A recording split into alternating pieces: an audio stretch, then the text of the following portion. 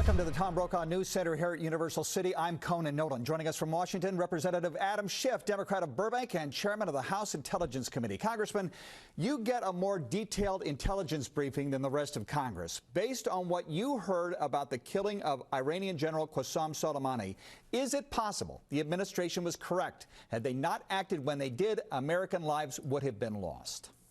I think it is far more likely on the basis of the intelligence that they increased the risk to American lives by taking out one of the top Iranian government officials. And in fact, the result we saw of these missile strikes on U.S. facilities, U.S. bases, had the risk of causing mass U.S. casualties, significant U.S. casualties. That risk was far greater, I think, than the risk that we faced had he not been taken out in the way that he was.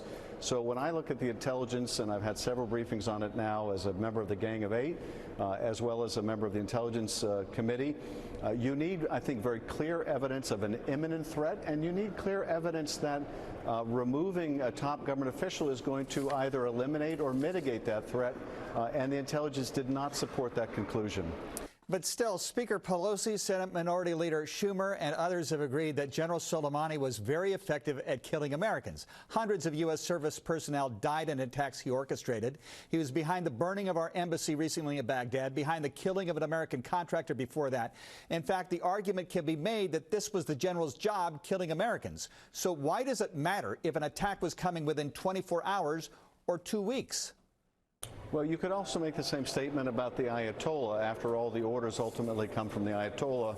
Does that mean that it would increase our security, decrease the risk of war if we went and had a targeted killing of the top Iranian leader? I think the answer is no.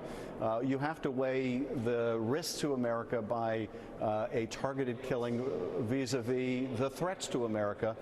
And I think there's a reason why not only Barack Obama, but President Bush concluded that you would increase the dangers to the United States by killing top Iranian government officials. Whatever the Iranians were plotting before we took that action, in my view, was far less likely to result in the kind of risk to American lives than the action the Iranian government took after that targeted killing.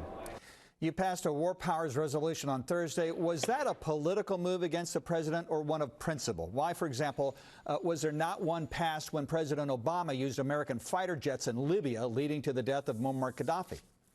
You know, there was debate about the legality of the strikes in Libya, about whether there should be a war powers constraint. Obviously, the facts of these different military actions are different, and the justifications for each are different.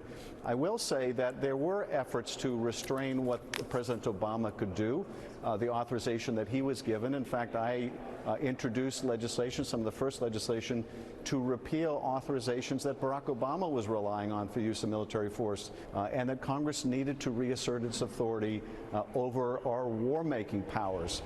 And that's very consistent with what we did just this week. The impeachment articles will be sent over to the Senate next week. This comes as we're debating war and peace in the Middle East. Voting starts in Iowa in a few weeks. Early voting in California is in about a month. So did the delay help? Some would suggest you've lost all momentum on impeachment and the effort to remove the president from office.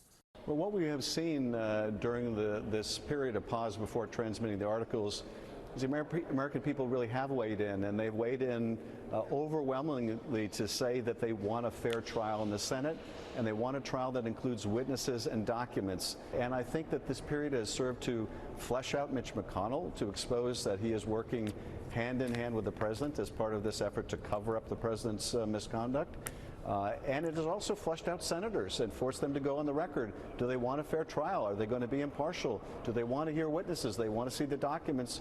Or are they just interested in dismissing and making this go away and sweeping it under the rug? So I think this has been very important in exposing where senators are coming from and whether we can get a fair trial. Congressman Adam Schiff, thank you very much for joining us. Thanks, Conan.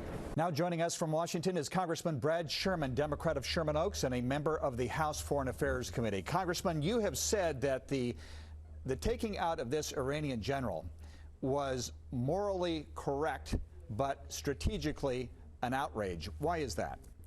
I don't know, outrage, but clearly a mistake. Look, this was an evil man. It's good that he's no longer walking the face of the earth. The Quds Force has lost a commander, but the Quds Force now has a martyr to inspire their thousands of terrorists around the Middle East. But the real question is, what effect does this have on Iran's nuclear weapons program? The theory of the maximum pressure campaign is to deprive Iran of economic growth and convince the Iranian people that it's not worth it. They shouldn't live with those deprivations. They should demand that their government get rid of the nuclear program or get rid of their government. Now what we've done is we've created a martyr that will strengthen the regime, strengthen public support for the regime, and make it easier for Iran to endure whatever sanctions we do impose. You were early in 2017. You were introducing articles of impeachment against this president. Have you lost all momentum? I don't think we had a lot of momentum, no matter how we played the cards in late 2019 and now in early 2020.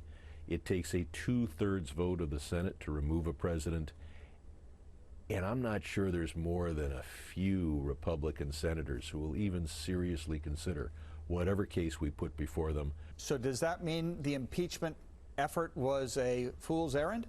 No, the impeachment effort was a necessary constitutional action given the abuse of power of this president. It was important, and had we not been talking about impeachment in 2017, had we not been talking about impeachment in 2019, this president would have done even more extreme things. He often believes that he's above the law, but you'll notice this whole Ukraine caper, he felt he had to do it secretly and through intermediaries, precisely because the impeachment talk caused him not to be as flagrant in his violations of the Constitution or as obvious in his violations as he had been earlier in his term. So we had to draw a line. We had to do our constitutional duty. It may or may not be good politics. It was not going to lead to the removal of the president, but it was a necessary step. Congressman Brad Sherman of Sherman Oaks, member of the House Foreign Affairs Committee. Congressman, thanks for taking the time. Thank you. Up next, we get